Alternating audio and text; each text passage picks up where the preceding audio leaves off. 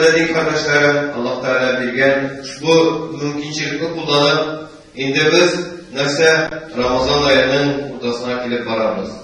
Ramazan ayının ortasına gelip barabız. Şu vakitte indi vaazını siler aldığından bir kisiyet mütesim ile Cuma vakitinde birinci azandan soň sünnet namazı okulsa, eğer de kişi ikinci azandan girdiyken onun etse ol hatta selam bilseler selam kaytargan anı kalkıydı. İkinci azan bulduyken birinci azandan soň sünnetke girmediyken sınga kalıp girdiyken hatta ama Esselamu Aleyküm ve Rahmetullahi Teala ve Berekatuhu diye etseler selam kaytargan ekenini siz bilesiniz. Başka adam benden ne etmeyeyim de başka adam benlerine bu selamga cevap kaytarı kişinin üstüne yüklengen en az degeni vacip en köp degeni farz kılığına karamasdan şul bir Cuma'nın ecrini yoğaltırlar kişinin. Kalgan amellerine etmeyeyim deyin. Kalgan nefil ibadetlerine etmeyeyim demeyin. Bunlar şulay bu tıyılgan futbol vaktinde. İslerimizde çıkıyan için İslerimizde çıkırız, tam faydasını görürüz. Şimdi Cuma'nın vaazına kalktığında bugün sizden kırgan vaazının teması o da olsa Ramazan ayının bülekleri. Her bir kunak, en hoş kunaklarının birisi Ramazan ayıdır. Bizim için özünün bülekleri bilen ile Ramazan ayı da özünün bülekleri bilen ile her yılını özünün bülekleri bilen ile cemaat. Ramazan ayının en büyük bülegi bizning ümmet için kurtarı yarası bulgan eybir o da olsa urazadır. Bir ümmetke de bunday kuş yükleri bulmadı. Bir ümmet de bunday kuş yüklerden kullana almadı. Tilaget bulsa da hatta güzelliği da almıyorlardı. Süngü ahir zaman ümmeti şunday büleklen ekendiler. Neyse bilen Ramazan ayında uraza tutu bilen büleklen ekendiler. Allah güzel olmalıdır. Bir azarı güzellandır. Lakin güzel olmalıları küberek bulgan. Neyse Ya eyyâhu billahi mineşşeytanirracim. Bismillahirrahmanirrahim. Ya eyyühellezîne âmenû kutibe aleykumus-siyâmu kemâ kutibe alellezîne min kablikum leallekum tettekûn. Bu ayetin manası neyse sizin üstlerinizge uraza tutu yüklenildidir. İman getirgen bendeler sizin üstlerinizge sizge kadar bulgan ümmetlerge bu yüklengen gibi uraza tutu yüklendidir. Şayetsiz takva benderden bulursunuz deyip Allah subhanahu teala bizge bizni çakıra bizine ibadet kılırga bizni şunday matur rövüşte çakıradır. Neyse Allah'a bu bizge kadar ümmetlerge Allah Teala yüklendirgen bulgan. Lakin bizge kadar bulgan ümmetlerinin sahari yaramagan biz ağız tutup sahar aşağı mümkünçiliğin Allah subhanahu teala bizim Resulü sallallahu aleyhi ve sellem o şeyleri bizge bildirdi. Birinciden, ikinciden Tehir-u sahar bizde müstahar bulup durar. Yani sındı minutuna kadar saharını aşağı bizim ümmetke bu müstahar amel bulup durar. Hem şunday o akşam vakti içkenden soň avuz aşırı aşığı bizim ümmetke şunday o üstün amel bulup durar. Bizge kadar ümmetlerge sahar yaramaydı. Allah iş aşağım bilen birinci günü buyurarak tutarlarıydı. Allah ağır işler işleyleriydi. Bizim ümmetke Allah subhanahu teala yenilikler köp dövdü. Şuşu bulsun seharı, şuşu bulsun yani akşam vakti kürüge avuz açığı, şuşu bulsun bizim ümmette kişi ne işli, şunu işlerge fakir buluğu, hatta yıklarda günü yıklasa da uğradası dürüst buluğu. Bu Allah Teala'nın bülegi. Hem biz bu bülekten kadrin bülege değişmiz. İkinci bülege kıskançlığa karşılayın durumlarda hatta idende yatır derecesine hürmetin bir vakfar Kur'an-ı Kerim. أعوذ بالله من الشيطان الرجيم بسم الله الرحمن الرحيم شهر رمضان الذي أنزل فيه القرآن هدى للناس وبينات من الهدى والفرقان شهر رمضان Ramazan ayıdır ki الذي أنزل فيه القرآن bu ayda Kur'an indirilgan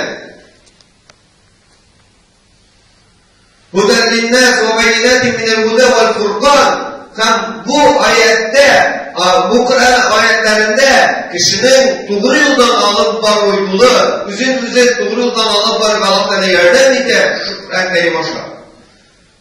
Hem furkan yani halal ve haramını ayırma eder. Kızgançlığa karşı biz şu nimetin, şu Allah'tan bilgen bu sözün kadrine bağlı bizde. Kur'an-ı Kerim'de bastırır, jingeleyi sebeple, minglep bastırır sebeple. Koy bir meşriklerine giresin, bu Müslüman ili bulsun, Müslüman ili bulmasın. Kur'an'ın kadri bitti, Kur'an ilinde yapar. Anda bit bizni doğru yolga gündürü ayetleri. Anda bit bizni cehennem gazabından kurtarıcı ayetler. Anda bit bizni eğer okusak bizim için kabristanda hem kıyamet gününde şefaat etmiş ayetler. Şu ikinci bölege olsa. Üçüncü bölege teravih namazı. Teravih namazın biz kaderlerine tiyişmiz. Teravih namazına kelgende biz onun şu kaderi minut sayın anlatırga doğru keleyinde. Nige nindişe rekat okular ekenligi. Bu kimden kalgan ekenligi. Hazreti elhamdülillah ezeyde kimler? Kimselerinin mesela namaz okugan vakitinde, teravih vakitinde şubur kütüşler ezeyde elhamdülillah. Teravih vakitinde Ömer ibn Khattab radıyallahu anhu Ubey ibn Ka'b'ni teravih okurga koygandan soň birersi bugünkü gündeki şubur teravihtan çıkıp gitken kişi birersi Ömer ibn Khattab vakitinde şuna çıkıp git alır idimi? Şiklenem. Nikdisen, özü tügeliydi namazda, ul gülmesliğime diyalmay. Ubey ibn Ka'b'idir. Ömer ibn Khattab koygan kişi. Kur'an-ı Kerim'ni yaxşı bilgen sahabelerinin birisini koydu. Ömer ibn Khattab radıyallahu anhum ve ardahum. Hem özü Uran boylarında şuşunu qarab tura ham şoqalaydı. Ubey ibn Ka'b'nin bütün ümmetini birgeleşip teravih namazın 20'şer rekat okuduğunda Resulullah sallallahu aleyhi ve sellem halifelerinin sünnetleri ardından yarı turunda hümmi hadis etken olsa Ömer ibn Khattab'ını çatlandırgan senin sünnetin var deyip aytatkan olan. Hem Ömer ibn Khattab'ın sünnetinden yeriniz deyip mahsus aytatkan olgan. Galimlerimiz, hadis şeriflevçi galimlerimiz şu hadisini Resulullah sallallahu aleyhi ve sellem'nin hadisin teravih deyip ettiler. Teravih deyip ettiler. Hem mında şik bulmazsa tiyir. Ömer ibn Khattab kaldırgan yol ol dürüst ikenliginde. Onun her amellere Ebu Bekir Sıddık radıyallahu anh, Ömer Faruk radıyallahu anh, Osman Zinnurayn radıyallahu anh, Ali Murtabal Eymme karramallahu veşhavu. Bunlar dört ise bu dört halifenin her sözü, her soluşu bizge Resulümüzün tarafından vasıf kaldırgan ameller. Teravih'i da şulay yok cemaat-ı müslimin. Şulay yok.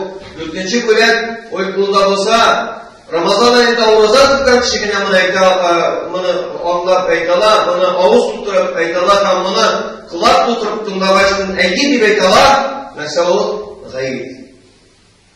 Bir zor bölek.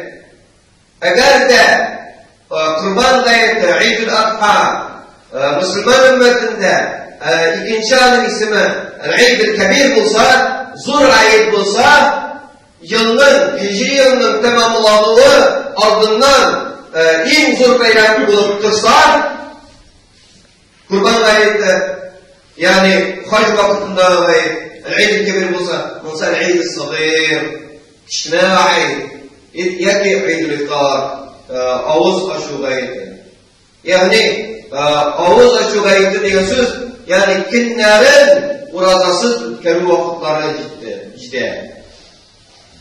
O bir zor hizmet ikenlerini kim tanıyır? Kim? Ya ki yılıyakta yaşayken 12 saat uraza tutkan kişi tanımını. Yılıyaklarda 12 saat tutalar uraza hazır. 12'den 20'ye kadar arada.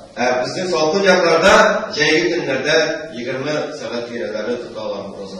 Şulay tutulacak arkadaşlar yıllarda inşallah.